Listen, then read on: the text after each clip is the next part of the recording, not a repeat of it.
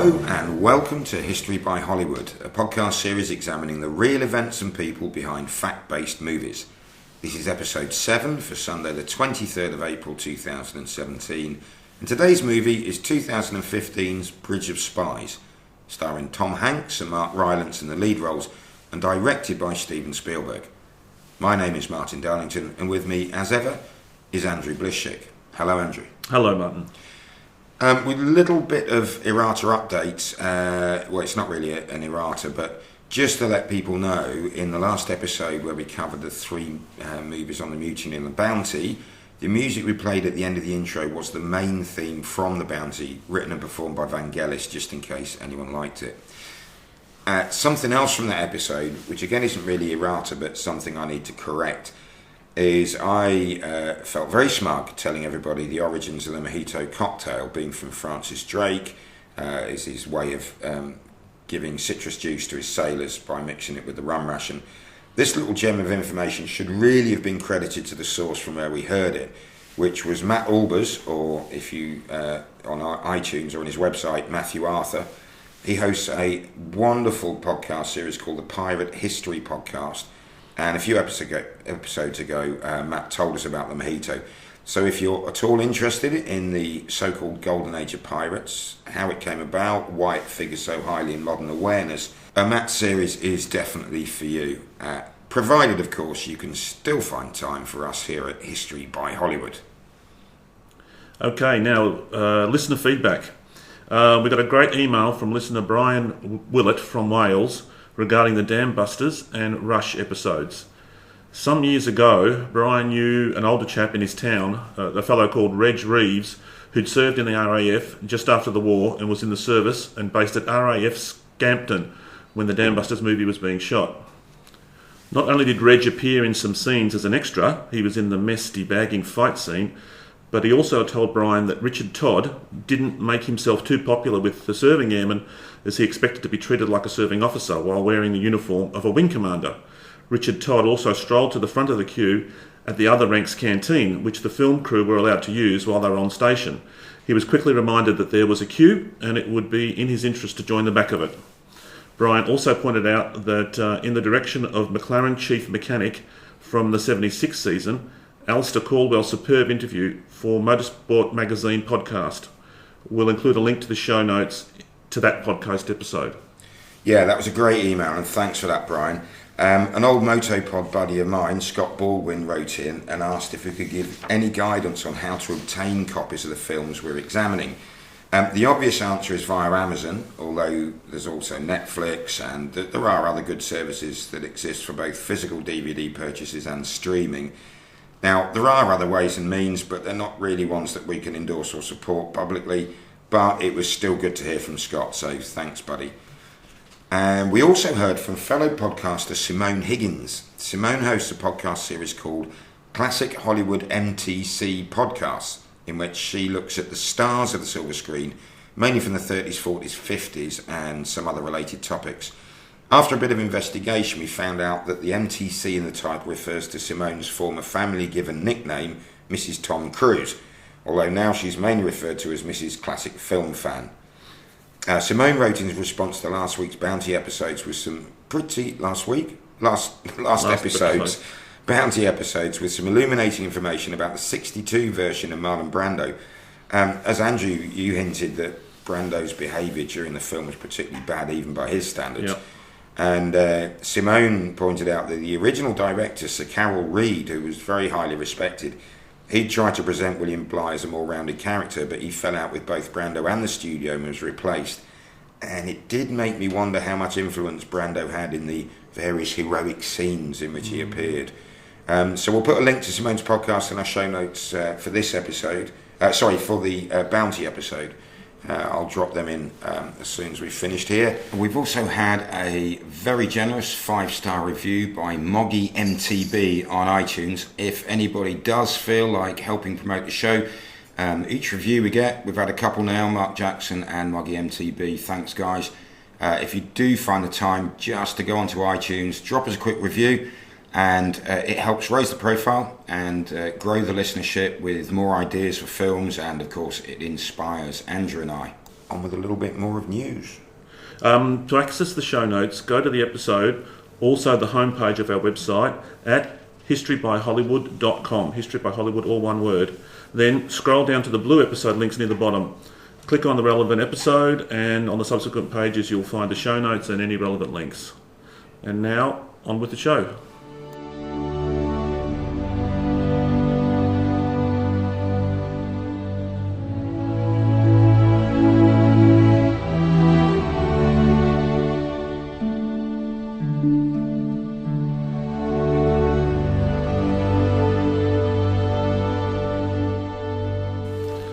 First of all, Bridge of Spies, the story about the movie. It was released in October of 2015. It was directed and co-produced by Steven Spielberg, and the screenplay was written by Matt Charman and the Coen brothers, Ethan and Joel. The musical score was by Thomas Newman. Apparently, Spielberg approached him after his usual go-to guy, John Williams, had to pull out due to health issues. This would be Spielberg's first movie without a John Williams score since The Colour Purple in 1985, which was scored by Quincy Jones.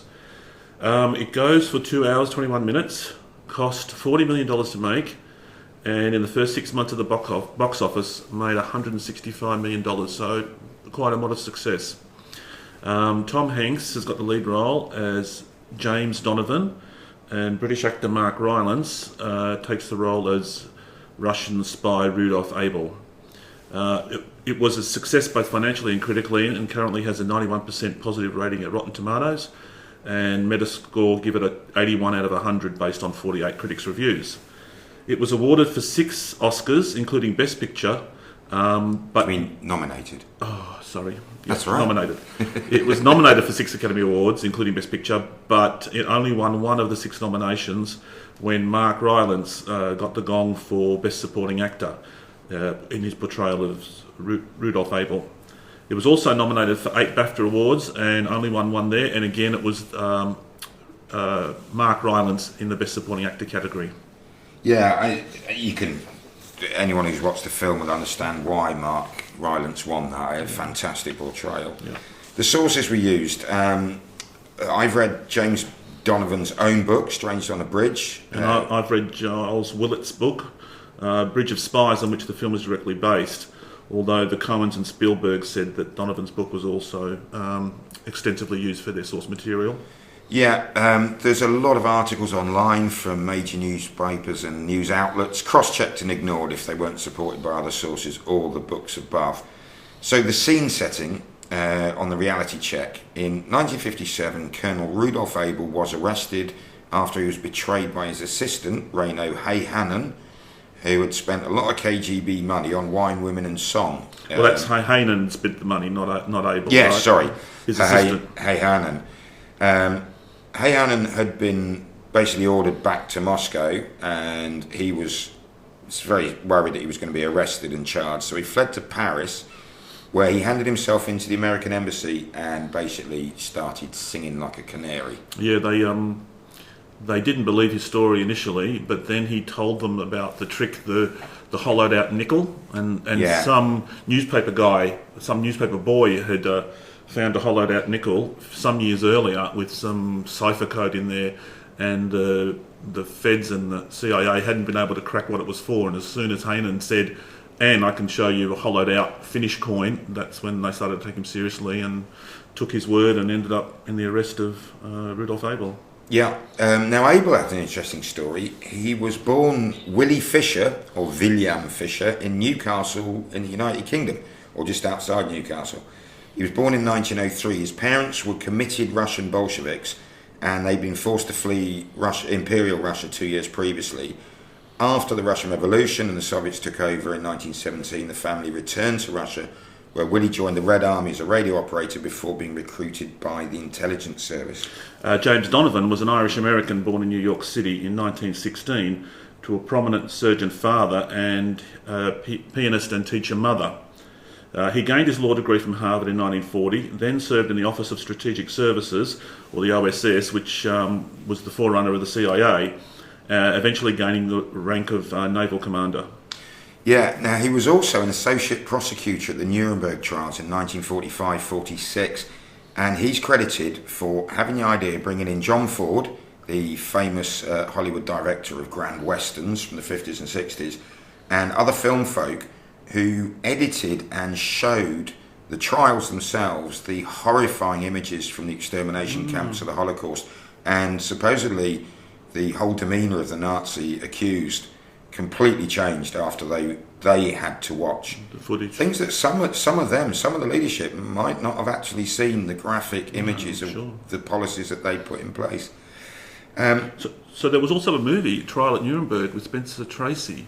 I don't think John Ford directed that, though, did he? That's where the link. No, he was brought in here just to edit and produce a real life documentary. Thing, I understand that. Yeah. But also, I think it has a huge bearing on Donovan's approach to the events that we're going to talk about when we get into the movie. The fact that he'd been intimately involved in the development of the German secret police and their activities and a police state. And he was very conscious of that for the rest of his life. In Donovan's own book, I think he says the fact that he had been exposed to this kind of world of military and espionage and all that meant that he could have a rapport with Abel, and that's why they thought he was a good fit, which ended up being the case. Yeah, because after the Nuremberg trials in the 50s, Donovan co-founded Waters and Donovan law firm in New York, and they specialised in insurance claims. Yeah. So that's the intro and the background setting, and I think we will now launch into the movie itself. Okay, Bridge of Spies. Let's do an analysis of how they got the history right or wrong. The movie opens showing Rudolf Abel, played by Mark Rylance, has set himself up as an artist and photographer in an apartment in Brooklyn. He speaks perfect English, uses colloquialisms as well as formal English. Not long after the film commences, the FBI raid his modest apartment and some burly agents kick in his door before charging in, guns drawn, to find Abel emerging from the bathroom in his underwear. He's taken away, put on a plane and interrogated somewhere unknown. We first get to see James Donovan, played by Tom Hanks, in a cut-and-thrust conversation about the legalities of a particular insurance claim he's trying to defend. Yeah, there's some good banter there, isn't it? And I think you get the feeling, because the guy says, look, your guy. Says, stop calling him my guy. He's not my guy. I represent my clients who insure their client. He's not my...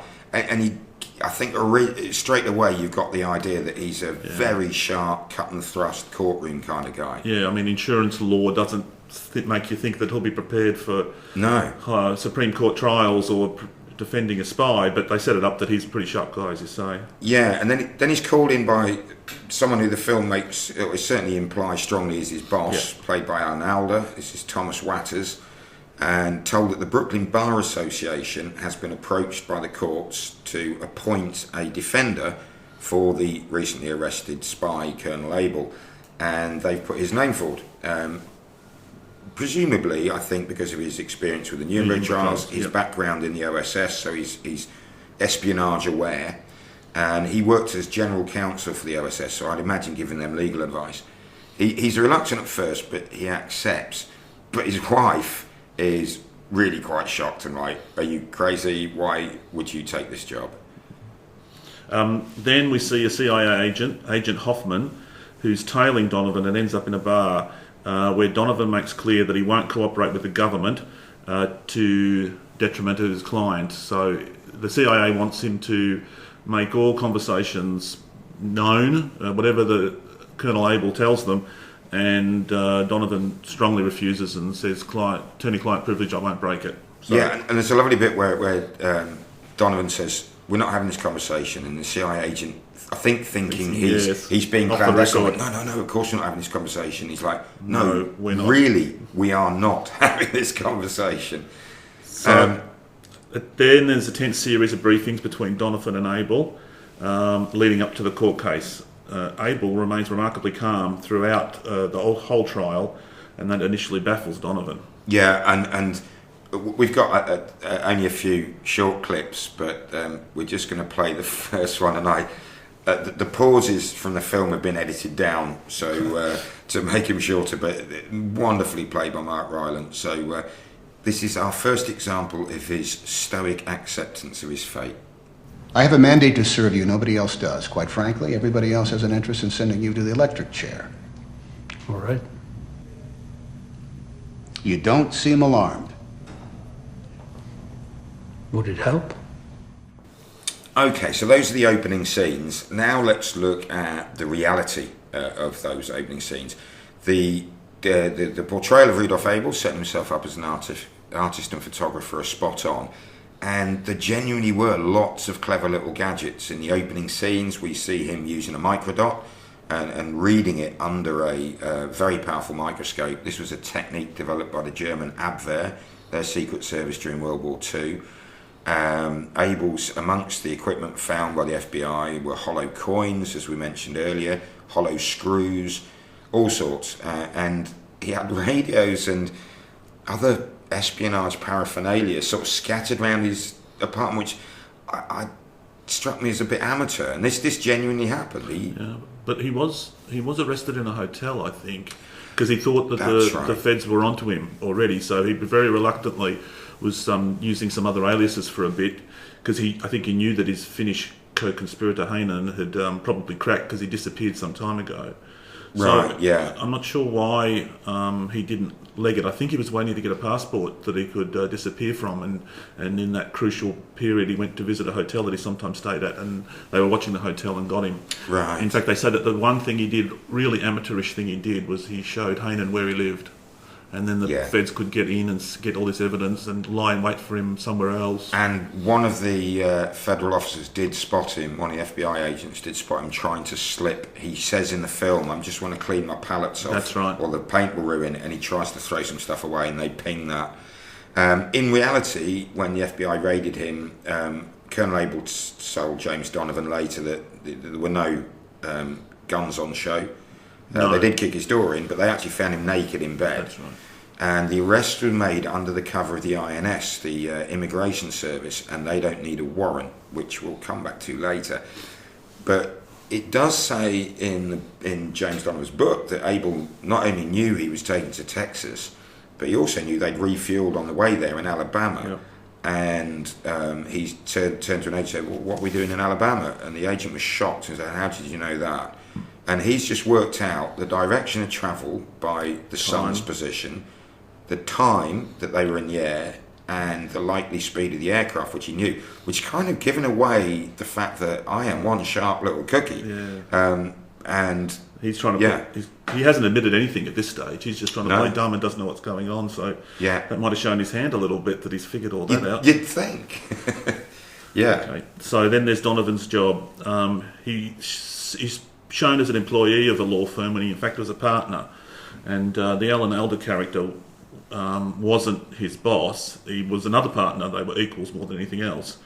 But his reluctance to take on the case is accurate. He originally didn't want to take it on, but he was flattered that the Brooklyn Bar chose him despite any recent criminal experience.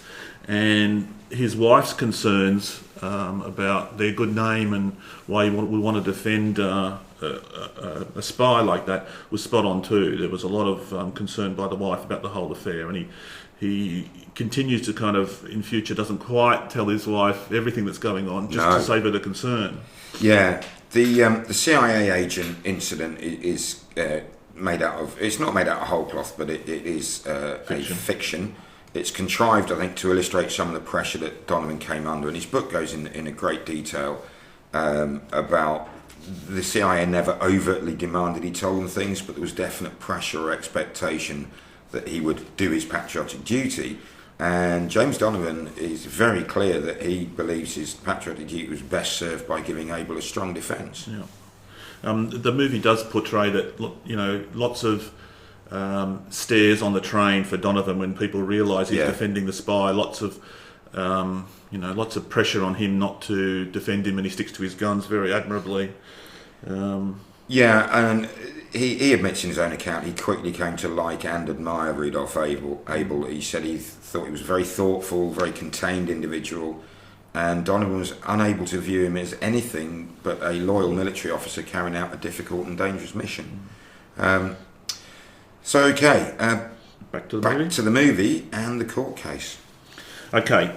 The judge blocks Donovan's attempt to have some evidence removed as inadmissible due to an illegal FBI search.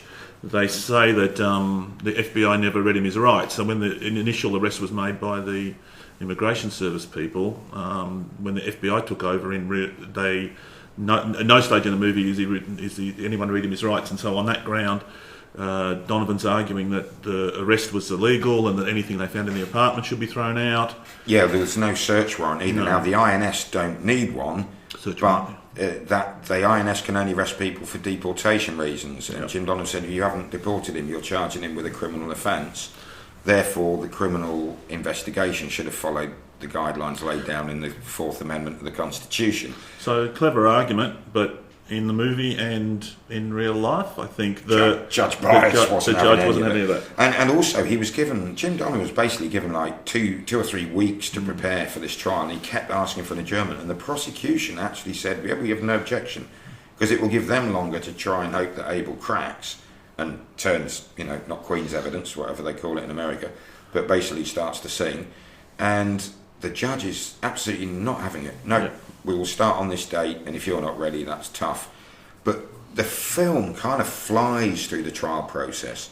But after one particular session, which hasn't gone well, because the FBI had overwhelming evidence. I mean, I think anyone looking at it, there was never any doubt that Rudolph Abel was guilty as charged. And he continues to be just not flapped at all by it. Yeah, completely laconic, to refer to our previous episode. So, let's hear Mark Rylance being Rudolph Abel a second time. How did we do in there? Not too good. Apparently you're not an American citizen. That's true. And according to your boss, you're not a Soviet citizen either. Well, the boss isn't always right, but he's always the boss. Do you never worry? Would it help? So the movie flies through the trial, quickly arriving at the jury's unanimous guilty verdict on all 3 charges. Before the court reconvened to hear the sentence, Donovan goes to Judge Byers' house and pleads for Abel's life and gives several good reasons. 1, he isn't a traitor. 2, the 2 countries in question are not at war. And 3, if Abel is imprisoned and kept alive, it could form the basis of an exchange in the future for some US citizen arrested in Soviet territory. Yeah, and another point that Donovan makes in his book is the countries aren't at war. The fact that the Rosenbergs, who were an American couple who'd been executed, Ethel and Julius, who'd been executed in 1953 for spying for the USSR. They were Americans, so they were traitors. Yeah. And that was the American justification. He's saying this guy isn't. But also he said another reason for the death penalty is deterrence. He said, do you really think we're going to deter the Russian military intelligence from launching any more operations in case their guys get caught?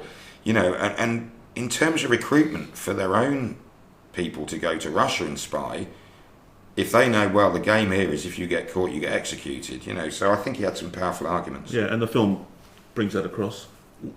Abel is sentenced. He gets 30 years detention, not the death penalty, and this causes an uproar in the courtroom crowd. And you can hear somebody in the movie say, what about the Rosenbergs? But they don't elaborate on that any further. No, sorry. And it also worth jumping in again, sorry, that they at no stage of the movie mention Hannon.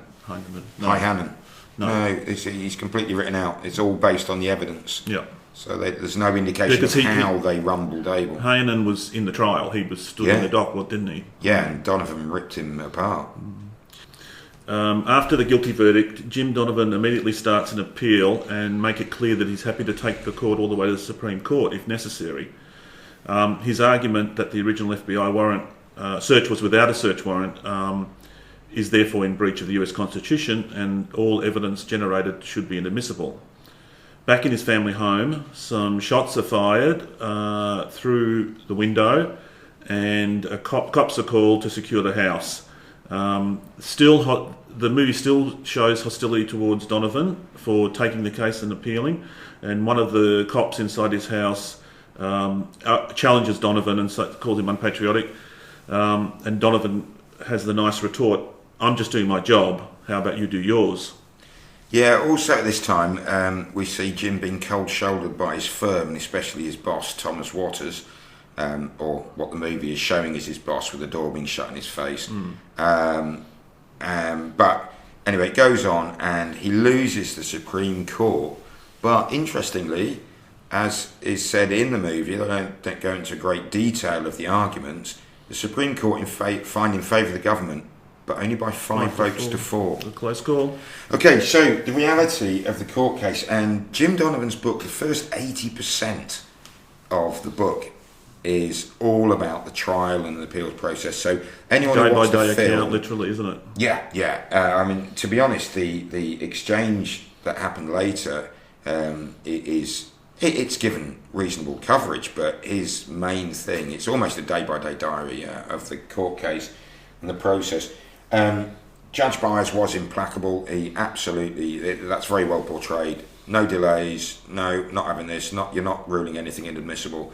What about the scene where Donovan goes to his house and sort of pleads for the guilty man's life? Yeah, he did do that. He did have that argument with Bryce, but it was in his chambers. He didn't go to his house. Maybe that's showing that, socially they all moved in the same circles. Perhaps. Jim knows Judge Bryce's wife.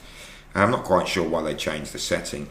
And the main arguments portrayed in the movie were spot on with Donovan's reasoning for why the death sentence shouldn't be applied. I mean, the Rosenberg thing you've already mentioned, that would have been fresh in everyone's mind. Yeah. That 2 US citizens who had been, in fact, spying for the Soviets around the nuclear program, I think, were found in 1953. They were tried and they were executed, given the chair. So that would have been fresh in everyone's mind. The reference in the movie, somebody yelling out, what about the Rosenbergs? The sort of line being, you'll kill our own citizens, but you won't execute a convicted spy, really. Who's from what they're deeming an enemy country, or at least covertly enemy country. And I think Donovan's argument is exactly the same one, but flipped on its head. Now, they were executed because they were traitors. This man is not. He's loyal. He's doing his job. And he's doing his job. And we're not at war with them either. Not now, Rosenberg's words. The thing with the FBI that he went to the Supreme Court with is that the FBI fulfil 2 roles: crime investigation and counter-espionage. And I can see that is a problem. Either the first must follow the rule of law if the outcome is likely to be criminal prosecution, but the latter falls within secret operations, which must, by default, remain secret. Here he argues that the FBI views the latter role to enable the former, and he goes into quite a bit of depth in his book that if you make an exception due to overwhelming national security needs, it's only a short series of steps to forming your own country's Gestapo. And he was intimately aware and familiar with how, Hitler didn't come into power and immediately create a police state. It was done in little baby steps, small increments. And I think that argument has got so much relevance to today with Homeland Security, anti-terror laws in Britain and other countries.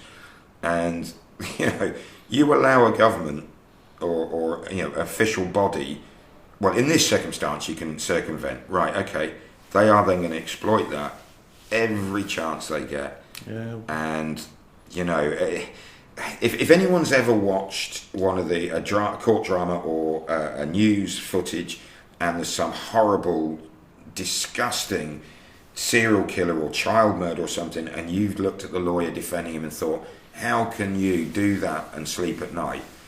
Jim Donovan's book, I'm not saying I'll never feel that again, and I certainly do not believe that every barrister or lawyer has motives as pure as Jim Donovan's, I'm convinced, were. But he does give a very good pragmatic argument of why you have to be. Everyone needs a defence. Yeah. And that's his job. The shots fired at Donovan House, that's completely fictitious, but it's a 45-second, 1-minute scene to illustrate the hostility he did encounter. He did have to change his number to an unlisted number during the trial because he was getting threatening phone calls and abusive phone calls. And the movie portrays a whole lot of letters coming into his workplace, and they're just putting them all in the bin. And there was a lot of that, a lot of hate mail generated. Yeah. But he says Thomas Waters did sort of say, "Really, you're going to go to the Supreme Court? Okay, look, you go where you take it where it runs." but some of their associates and clients did express their anger or disappointment or disbelief he was continuing to represent Abel. In the show notes, I don't think I'll read it out, but in the show notes I will provide a link to the Supreme Court's findings. It's quite a long legal document, and this is published by the US Supreme Court's own website. But in there are two statements from the two of the dissenting justices, Justice Black and Justice Brennan. Right. Justice Black in particular, fascinating reading. Okay. Written in the late 50s, and again, as I say, so applicable to today. At about this time, the trial, towards the end of the trial, we're introduced to the other major character of the film and the history story, and that's Francis Gary Powers, a young USAF fighter pilot who's part of a small group selected to fly U-2 spy planes for the CIA. We see the pilots being briefed and told that they're expected to destroy their aircraft and, if over enemy territory, go down with the plane. And if captured, they are told to use a scratch pin, which would inject some potassium cyanide into your system and kill you pretty quickly. It was the shape of a coin, and you could pull out a little pin from the centre of the coin to scratch yourself with it, and you'd be dead in no time. And as I say, the movie is saying that they're expected to do that, to take their own life if it looks like they're going to be captured. Yeah, they refer to it as spend the dollar. We see Powers take off, and he takes off from Peshawar in Pakistan, and he's going to be flying at 70,000 feet, which the Americans at this stage believed was far too high to be hit. And fairly soon into the flight, as it's portrayed in the film, he is hit. His world goes orange, and there's some missiles. Basically, the wing comes off his plane. Now he primes the self-destruct timer on the aircraft, but then he ejects the canopy in preparation for his own ejection, and he's actually dragged out of the cockpit, and there's a bit where he's still attached by his radio lead, I think. Somehow. And he's trying to hit the detonation switch, trying to do his job, and he can't reach it. And then he breaks away from the plane, opens his parachute, and he's captured by the Soviets, who wait a day or two, and we see some newsreel in the background on television sets and the like, and Eisenhower's, you can hear President Eisenhower's voice or a spokesman's voice saying that no, it was a weather aircraft that drifted off course, and the Soviets give them a couple of days, and then they actually, and I'm not sure this is shown in the movie, but they did display the aircraft in Gorky Park. Yeah, and in Bridge of Spies, in the Bridge of Spies, they reference the fact that I think one of the embassy staff from the US embassy goes to inspect the plane, and the security guard looks at him and realises who he is and says, "Well, why not? It's your plane. You can go and have a look at it." That's in the book, Bridge of Spies. Yeah. Powers is paraded before TV cameras. Then there's a truncated series of scenes with him being dragged from his cell, interrogated, taken then back into his cell, then woken up and interrogated again. And then he's taken to trial and sentenced to 10 years, 3 of imprisonment, followed by 7 hard labour. And in the movie we meet perhaps the final major character of the story, Frederick Pryor, an American student studying economic structure of the Soviet bloc for his PhD thesis in English or German. No, he's writing it in English. He's writing it in English, okay. And he tries to persuade his girlfriend to leave with him before the Berlin Wall is completed. It's going up all around him. There's chaos. There's people trying to escape to the west. He manages to separate himself from his girlfriend because the police come on board. They accuse him of being a spy, and the East German police arrest him. Yeah. Meanwhile, back in the States, James Donovan is summoned to Washington, and he meets Alan Dulles, who's now, or was then, the head of the CIA. Now, obviously, Washington's international airport, is named after him. Mm-hmm. And Dulles asked him to go to East Berlin to arrange a swap of Rudolf Abel for Gary Powers. And he says, basically, but you're going as a private citizen, there'll be no recognition, there'll be no support, except we will give you some help when you arrive there, but you're going to be on your own. So again, with Mary, the worrying wife, who she basically her only role in this film was to complain about things, bless her. But Jim tells his wife he's off to the UK and he may take a holiday in Scotland whilst he's there. But instead, Donovan flies to West Berlin, where he meets Hoffman, the CIA agent from the bar that tried to get him to reveal confidences between himself and his client. Donovan is given a phone number to memorise before being told that he will be going over the wall alone. The original plan was for him to be accompanied by a State Department minder to meet the Soviet officials in East Berlin. Yeah. That's right, yeah. And he gets to the Berlin Wall and sees a queue of like over 100 people queuing up, waiting to be allowed through the wall to go and work or do whatever they're doing. And he realises he's going to be really late because the guards are being very slow at processing people. So he just walks to the front and shows an American passport. And as soon as he mentions, I'm meeting a Soviet official, he's ushered through. Passed through, yeah. He goes through and he's walking to Unter den Lindenstrasse, I think it was, he was looking for. And a gang of youths very politely mug him for his coat. It's quite a threatening scene. Yeah. But they don't grab hold of him or hit him or rough him up at all. It's just menacing. This coat's very nice. We'll have that, please. And he's like in the snow. Yeah, freezing cold. And then of course he catches the cold. Yeah. Okay. Donovan finally finds his way to the Soviet mission, where he's supposed to meet the Abel family and a man called Shishkin. During that first meeting, there seems a lot of confusion as to what role Donovan is fulfilling and what exactly he has to offer. He's told he cannot meet Herr Vogel at the Soviet mission and must come back to see him later. So he's trying to get to this Herr Vogel fellow, and everyone that walks in the door he thinks is Vogel, and it never turns out to be Vogel. No, I mean his original thing was to meet Herr Vogel, who is the East German lawyer meant to be representing Colonel Abel's supposed family. Yeah. And he'd arranged to meet them at the Soviet mission, but when he gets there, it's Shishkin he meets, but the family are there. Yeah, mother and daughter. And there's a sort of chaotic scene. Kind of a bit of a bimbling, sort of peasant-like, crazy mother and a much brighter younger daughter, and then Uncle Drews, who's a very quiet, sinister-looking character. And then Jim brings up the case of Frederick Pryor and asks what's been done about him, and Shishkin says, I don't know anything about that. We're Soviet.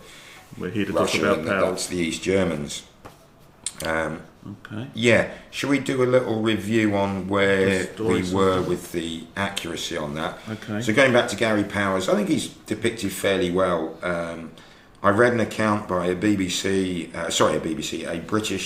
newspaper reporter who attended Gary Powers' trial, and he said he actually came across both to the Western observers but also to the Soviets. The whole courtroom atmosphere towards him changed during the trial, and the general feeling was he was a naive but fundamentally decent young man, probably a very good pilot, but maybe not the best pick by the CIA.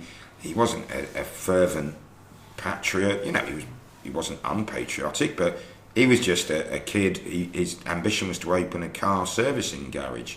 Came from pretty working class stock, but he became a pilot. And also, the pilots were never pressured or expected to commit suicide, although the means to do so was provided. So that's a bit of... Powers is put on show, and he's televised apologising for doing the wrong thing by the Soviets, for doing his job. Yeah. And that turned public opinion very strongly against him. In America, in America, yeah. Yeah, for sure. And but the Soviets, I think, actually warmed to him, just thought, he's a tool. Yeah. He's not an evil capitalist pig or anything. He's just a guy doing his job, and he's a pawn in this. And there was one... Powers said he was never hit, never even threatened. He was fed, reasonably well treated, but they did wake him up at all hours and fire question after question at him, which he found to be disorientating. And I'm thinking, but that is standard resistance to interrogation briefings. You'd be told, look, don't expect to get a good night's sleep. They don't want you refreshed. They're going to be waking you up. He must have been expecting that. Well, the Soviets were very keen to find out how high the U-2 could fly. and he deliberately lied about that. He said, I don't know, 47,000 feet, 60,000 feet, but they flew much higher. They could go up to 90,000, I think. And it was 70 he was at. 70 when he was hit, at, yeah. but he was hoping that would get some code that he was doing the right thing. He wasn't singing like a bird because he was misleading them on a few things. I think in his court statement before sentencing, he enraged American public opinion by admitting that he'd committed a grave crime and deserved to be punished. That's it, yeah. The introduction of Frederick Pryor is also a fabrication. He was actually on holiday in Scandinavia when the wall went up. He left, it wasn't there. He came back, it was already there.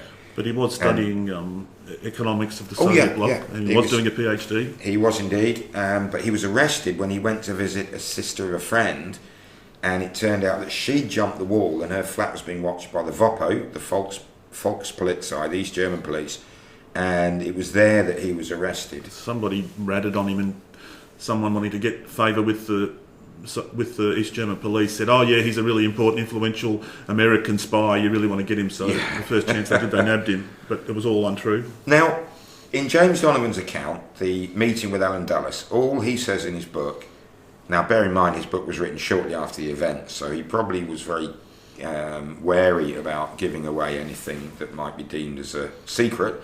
All he says is he attended a meeting in Washington where he was given the brief about the prospective swap between Able and Powers. Doesn't mention who he met. Does it say anything in Bridge of Spies? No, not that I can recall, but it does point out the fact that as soon as Powers is arrested, the father of Pryor, or the father of Power? No, it was Gary Powers' father. Wrote to Rudolph Able. That's right, and said, why don't you arrange a swap? Yeah. And also the bit about Mary Donovan being relieved that James was off to the UK and having a holiday. He said, oh good, you could do with a break, not knowing he's going to Berlin. He actually did fly to the UK, but then straight on to Berlin from there. That's right, yeah. The State Department minder, that's very true that Jim Donovan was meant to go across into East Berlin with a minder, but then they decided that was too risky, and if anything went wrong it would make plausible deniability that much harder to carry off, so he was told to go on his own. And he does give an account of jumping the queue and being hurried through the procedure at the border gate. And the fiction of being just a private citizen and not representing the US government in any way, that's all true. Because there's a subtext in the movie about recognising East Germany as a legitimate state. And they feel, and certainly this is suggested throughout the books, that Frederick Pryor was arrested and the East Germans realised when they were told or got wind of the fact that there might be a swap on between Able and Powers, well, if we can include Pryor in this deal, they'll have to recognise us and deal with us as a sovereign nation. Which the US definitely wasn't at the time. No, they wouldn't recognise them. The coat mugging was untrue. That never happened. Yeah. He did have a cold, and he never got mugged, but he did say he saw gangs of ragged-looking youths hanging around, and he said it was quite intimidating. What about at the Soviet mission, the Shishkin character? Yeah. And Abel's family.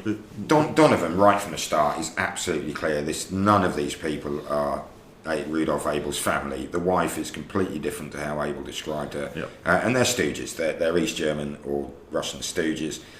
Cousin Dreves, or Drews, was almost certainly an East German security agent, and at one stage in the movie and in reality, Vogel gets the wife and daughter's names mixed up. Yeah, and Donovan corrects him, and that happened in real life as well. Yeah, so he's onto them, obviously. When Jim gets back to the American side, or to the West Berlin, and meets up with the American guys again and says, I met this guy, Ivchenko, I think he was, Shishkin. I went, oh, he's the head of the KGB in Western Europe. Like, what? And apparently he was. That's still believed now that Shishkin was a very, very senior KGB guy.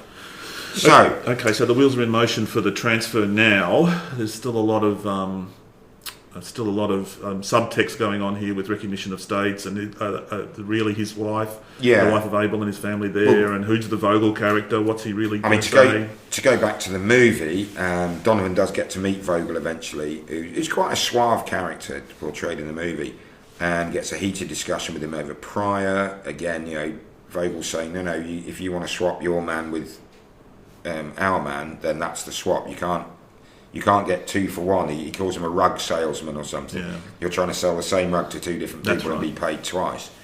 And then there's a series of meetings with Donovan and either Shishkin or Vogel, a lot of verbal fencing. And Jim Donovan keeps making progress and then gets a message saying, oh, no, that's changed.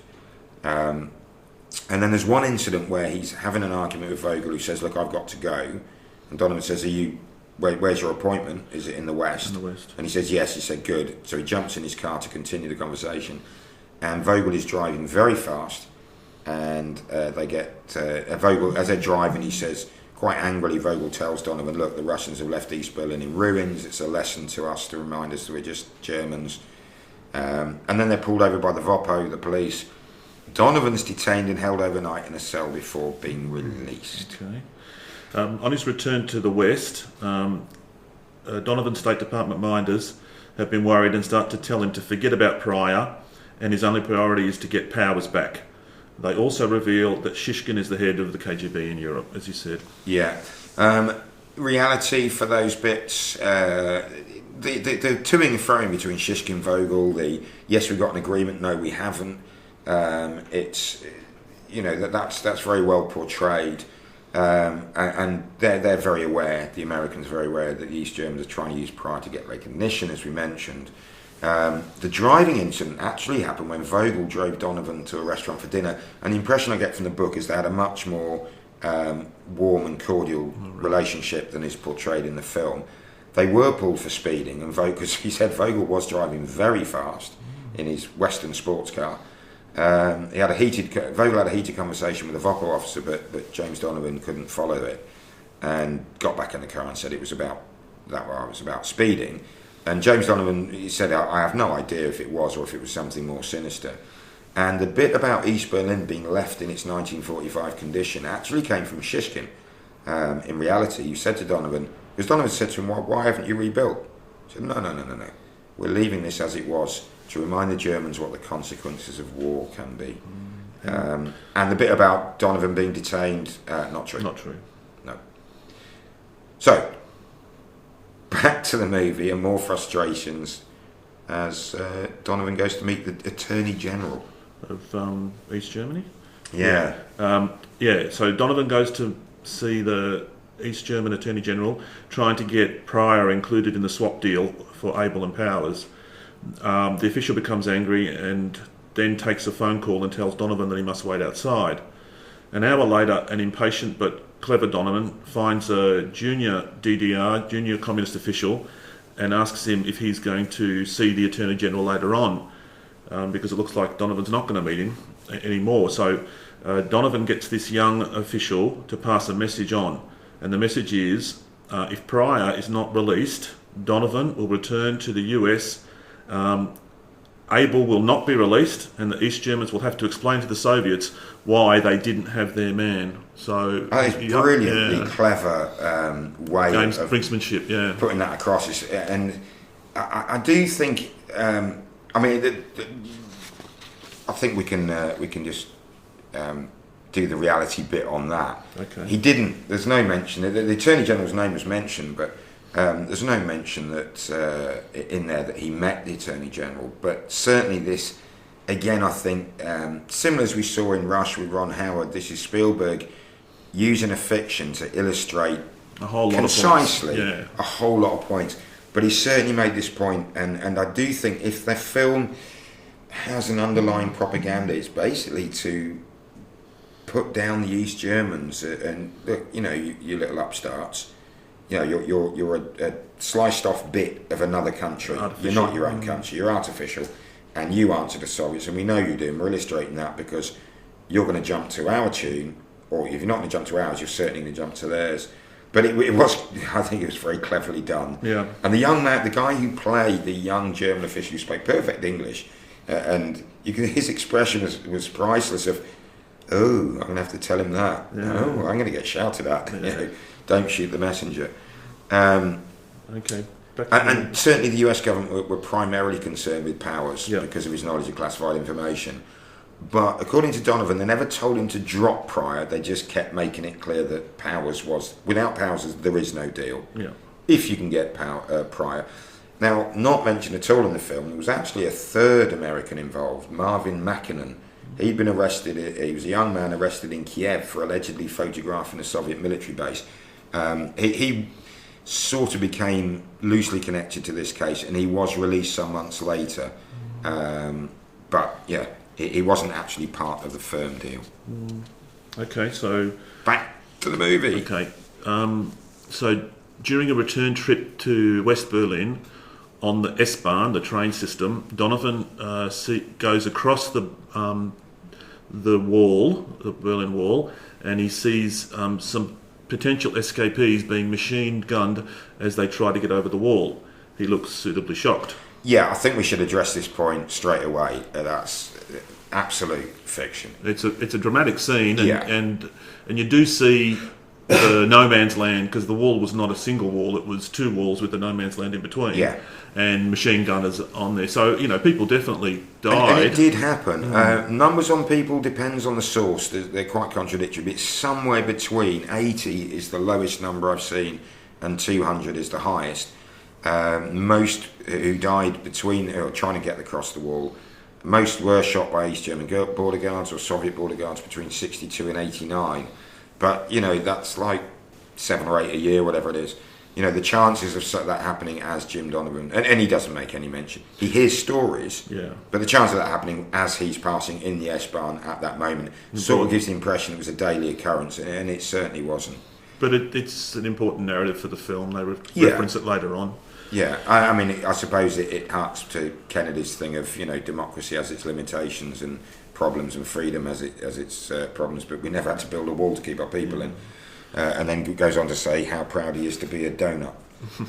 Sorry, if anyone doesn't get that reference, he said ich bin ein Berliner, but people from Berlin don't refer to themselves as that. A Berliner is actually I think it's an apple sweet donut. Something or other. Yeah. Okay. So this trip back on the S-Bahn, he is shocked. He gets back, and then he receives a telephone message asking him to urgently return to Vogel's office.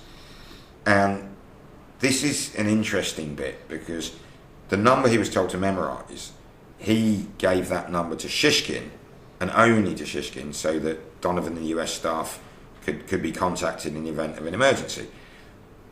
But this message has come from someone calling himself Vogel.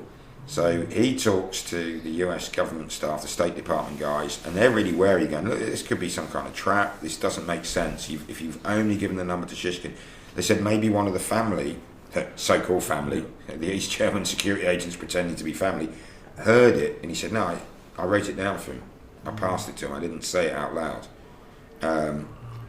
But he goes anyway, but he doesn't go to Vogel, he goes to Shishkin and confronts him in his office, and Shishkin looks suitably, oh, what are you doing here? I came in response to the telephone message. What telephone? But they're told the exchange has been approved. It's on. They decide to... All parties decide to exchange powers on one side of the... How do you pronounce it? Glienicke Bridge. Yeah. Under the Soviets, and Abel on the other side with Donovan. Yeah, he's had another Barney with Vogel at this stage about the status of DDR and Pryor, but it's sort of pushed through. But for some reason, the East Germans say they want Pryor released at Checkpoint Charlie. Yeah. Now, not on the bridge, not one of the visible swaps. No, one of the reasons to use the Glienicke Bridge is the Soviet side, or the east side, was a area controlled by the Soviets, not the East Germans. Right. And on the west side, it was controlled by the Americans, not the West Germans or the British or the French.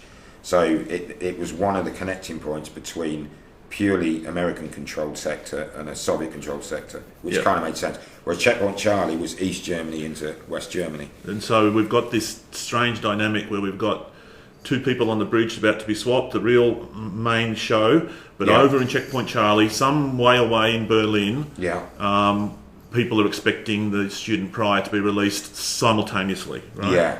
Yeah, and the deal, Jim's argument is that until I hear that Pryor's been released, you're not going anywhere. And in the film, I think it portrays the tension really, really well. Yeah. Donovan's reunited with Rudolph Abel. They shake hands. They don't quite hug, but there's obviously a warmth at their reunion. And Abel is genuinely surprised to see that Donovan's there. Where did you come from? You know, didn't expect to see him at all, even though he knew that there was a swap on. He's also told there's a young Air Force lieutenant there who will identify Gary Powers because he went through pilot training with him. And then there's a bit of a delay, and CIA agent Hoffman, who really is a mechanism used, but he's a fictional character in the film, but he's used to represent lots of different US government people. But obviously, rather than paying lots of different actors a bit, they just paid this guy quite a lot, I'd imagine. But he says, tells Donovan to go ahead and exchange Abel for Powers. Doesn't matter about Pryor. But Donovan protests, and Rudolph Abel, in a remarkable act of generosity, says, I can wait. And then they have a discussion. James Donovan is concerned about what may happen to Rudolph Abel when he gets back to the Soviets, and I think we should just listen to the wonderful Mark Rylance again, the final clip of him with another demo. We've used stoic and laconic, laid back, fatalistic, calm demeanor. Colonel Rudolph Abel. What do you think will happen when you get home? I think I'll have a vodka. Yeah. But, Rudolph, is there not the possibility that my people are going to shoot me? Yes. You're not worried? Would it help? So there's a wait on the bridge while we're trying to have it confirmed that Pryor, way over in Checkpoint Charlie, has been released by the East Germans. And that word finally comes through over the telephone, and the two prisoners can now be exchanged. Abel and Powers start walking towards the centre of the bridge from their respective sides. They pass each other in silence and then are warmly greeted by their respective groups on the ends of the bridge.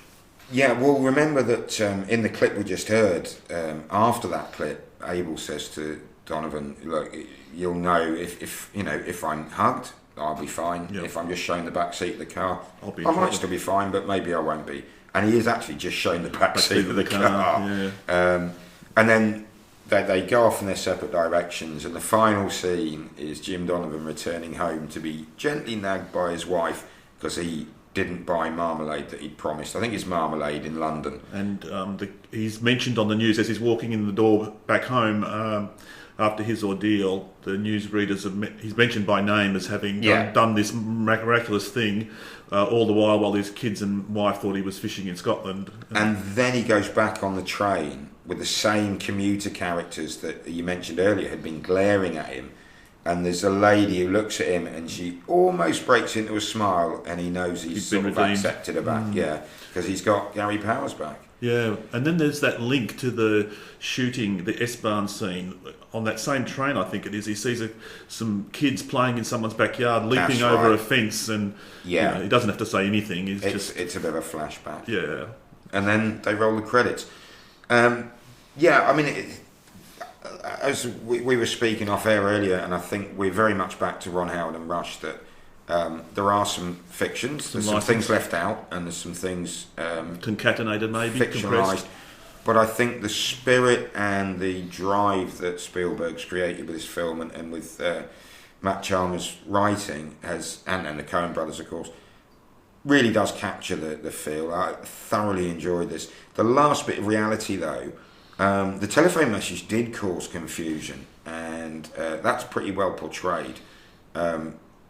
Shishkin said, Abel's daughter must have read the card with the number on, and Donovan's very sceptical about this, of why Vogel would know that number. It's quite clear to him that they're in cahoots. Yeah. And actually, the meeting with Abel re-meeting Donovan on the bridge and looking surprised that he's there, that sort of happened. They did meet up, but not on the spot, not in the bridge. They met up the night before. Yeah, Abel had flown in. Reunited, and they had dinner, I think. Yeah, they had dinner together and had a lengthy conversation.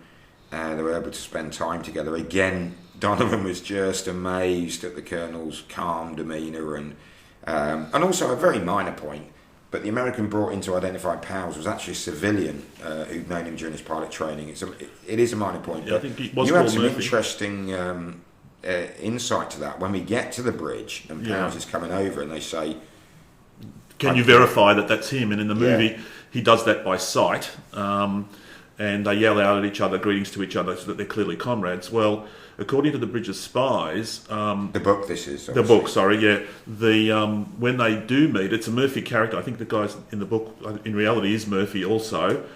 He knows him, poses some questions to Powers to confirm that it really is him and not an imposter. Yeah. Things like, what's your mother's maiden name? Or I think it was a question about the mascot of the team sport that they follow back in his hometown. And Powers, in all the stress and confusion, actually doesn't answer the questions. He just says, I don't know and I forgot, or something like that. But that doesn't seem to be a showstopper because they take him back anyway because they clearly think it's him. Yeah, that's a bit awkward, but... and then and Pryor, in his own account, says... first of all, he says Herr Vogel was actually a really nice guy. He was very helpful, very warm. He felt he was very honest and he has nothing but good feelings about Vogel. But he was driven to Checkpoint Charlie by 2 East German security guys, and then he just sat there for 30 minutes, no explanation, no conversation, didn't know what was going on. Yeah. And I think we agree this is probably the East Germans flexing their political muscles, saying, look, we can make things awkward for people. We can delay things for not just the US, but also their Soviet masters, the Russians. Yeah. So they were trying to, assert themselves in many different subtle ways. But there's one that I think could have been... because Shishkin was there on the bridge in reality with the Russian group, and I think this would have made a great scene. It may well have been shot and they just chopped it, but Shishkin called out and asked Jim Donovan, what do you think the hold-up is? And Jim said, Vogel's probably arguing with Pryor about his legal fees, in which case we could be here for hours. And he says Shishkin roared with laughter. So the whole atmosphere does sound quite relaxed and friendly, and then the exchange did go off smoothly, and once Pryor was released, then everyone went home. And that's a classic Cold War scene, isn't it? Exchange of prisoners on a bridge. Yeah. This really happened, and I think this was the first instance of this happening in the Cold War, I think. Yeah. And it's interesting that James Donovan makes reference to, he spoke to British lawyers that he knew through his work during the trials, and saying, look, what sort of sentence would be applied if you had this situation, he was found guilty? And they went, oh, quite a long prison sentence. And he said, well, you wouldn't hang them. He went, good God, no, we're not at war. We're not at war with them. And they were quite shocked it would be. And I think now, looking back, the problem is it's post-McCarthyism. Yeah, and just at the end of the McCarthy era. And I can understand that, people see, we're not at war with Russia yet, but it's only a matter of time. Well, it's funny because the Bridge of Spies, the book, it puts the whole Powers thing in the context of possible détente talks between Khrushchev and Eisenhower in Paris, and there's a suggestion that Khrushchev was going to be a real reformer and going to really give be a reforming guy and get rid of some nukes and things like that. But then along comes this spy plane fiasco thing that Khrushchev is forced to talk tough. Gary Powers said that he was told by the Soviets, our president and your president were going to meet, or the secretary of the Politburo in their case, and your president were going to meet, and it's been cancelled now because of you. And he's thinking, what? I've done that? That's my fault? And he felt really guilty and responsible. And he's like, I'm just a pilot. I'm just a driver. And Eisenhower was never keen on the U-2s. It gave them a heap of information. It was very successful in that point of view, confirming how many missile bases or troops they might have here, there, or everywhere.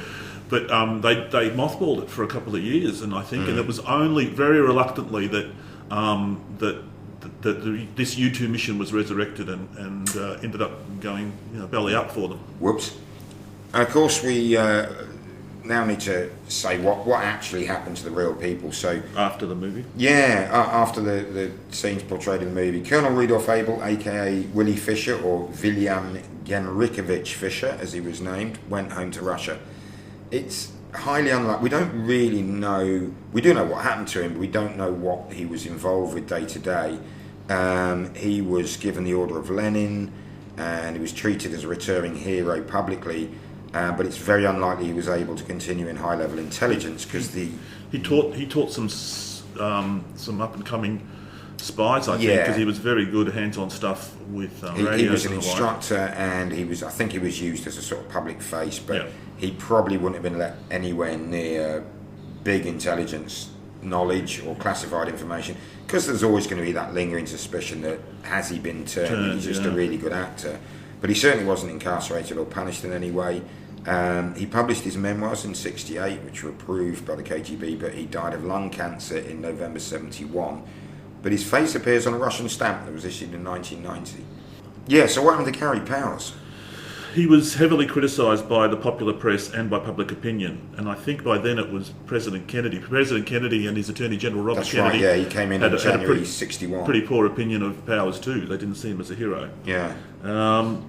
However, he was finally exonerated by a Senate inquiry and awarded $50,000 in back pay.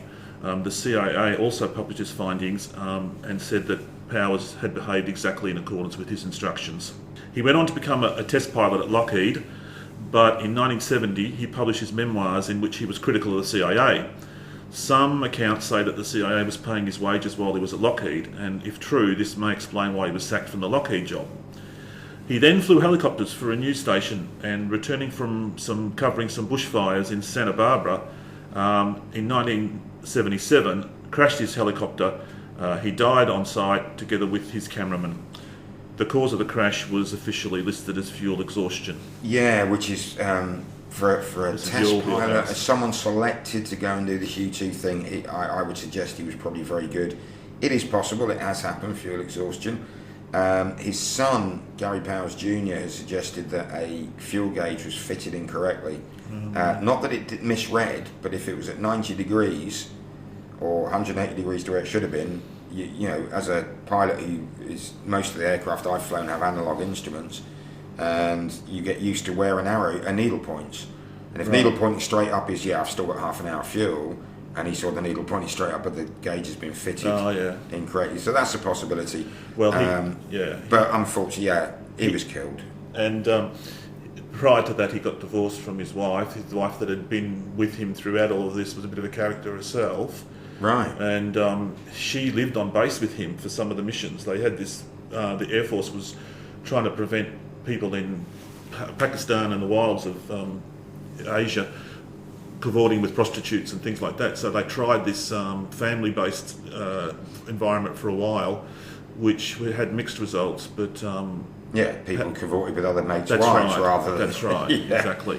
So she was a character in her own right, but they got divorced afterwards and he remarried finally. So Frederick Pryor went on to be a very successful professor of economics. He taught at Yale, Institute of International Studies in Geneva, University of California, University of Michigan, University of Paris, and he's still alive. He's 84, and he's a senior research scholar of economics at Swarthmore College. Even though he's officially retired, he's still involved. He said he very much enjoyed the film, but it did take some liberties with the truth. So very glad to see that Frederick Pryor, who probably was certainly was a completely innocent pawn in the whole affair, he's still doing very well. Yeah, James Britt Donovan, came to the attention of the new US President John Kennedy over the Abel Powers case. Kennedy had been inaugurated just a year before the exchange. As a result of this, and in the aftermath of the Bay of Pigs debacle the year before, Kennedy asked Donovan to go to Cuba to try and negotiate the release of 1,113 prisoners who were being held by the Castro government.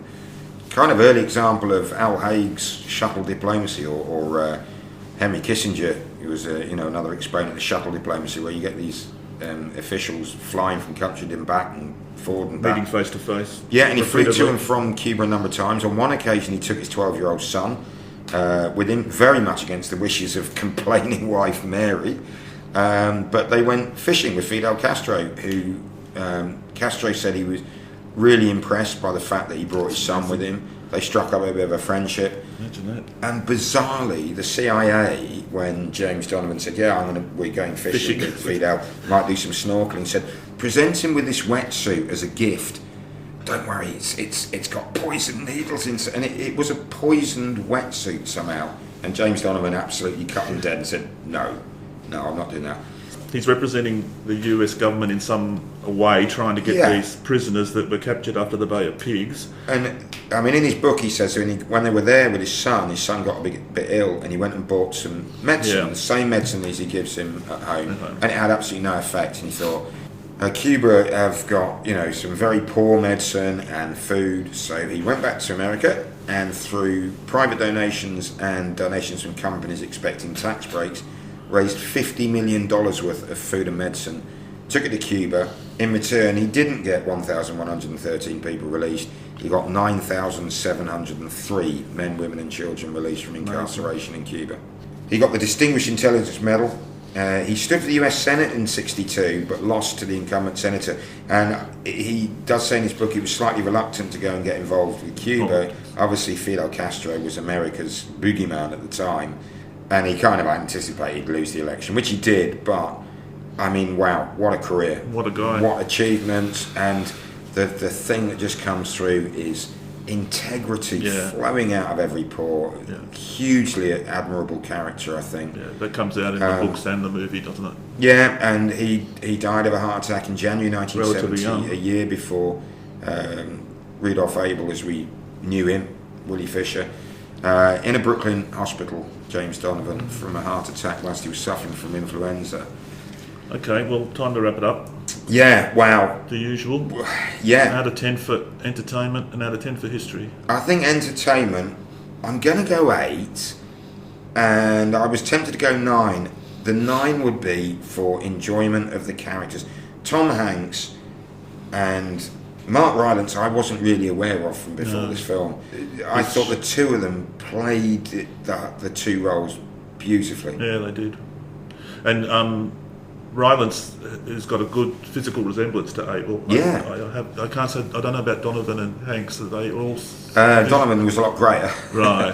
But it's similar-ish, yeah. I just think it's okay. With Hanks, it's more about his bearing and his... Yeah, all right, look, I agree. Yeah. I think it's a really good film, really enjoyed it. I hadn't watched it before doing research for the pod, and I'd agree, 8 out of 10. Now, history, I was aiming at a 6 at first, and then I thought, no, I'm going to go 7. There are a few little details that...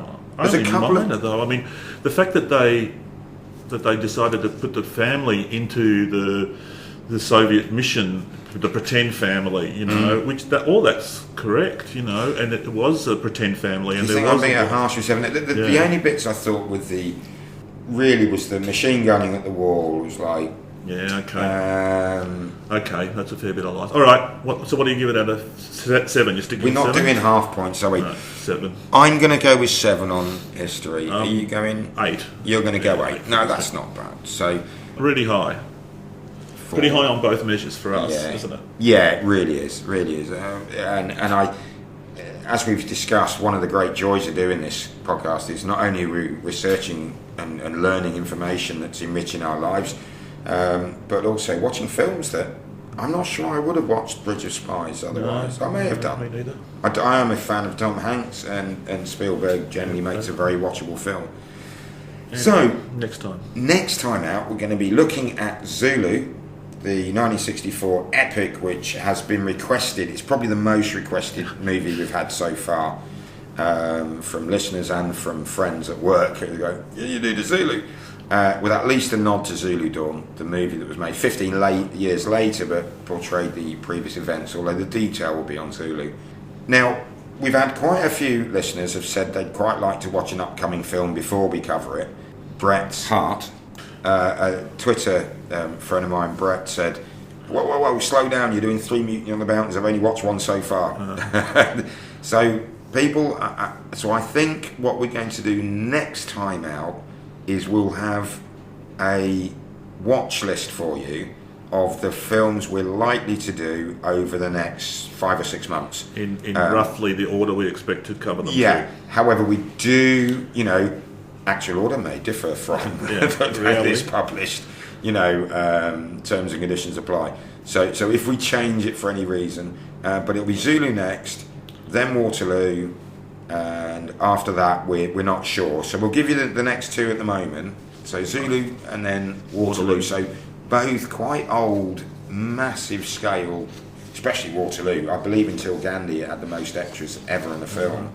And then after that, we will be doing in the near future, we're hoping to do Apollo 13, U-571, Lawrence of Arabia, and at some stage we might go completely, off-piste and do something like the Jersey Boys, the Frankie Valli and the Four Seasons story, or something like that. But anyone got any suggestions, obviously, please drop us a line, hosts at historybyhollywood.com, or you can go on Twitter where we're History by Hwood, at History by Hwood.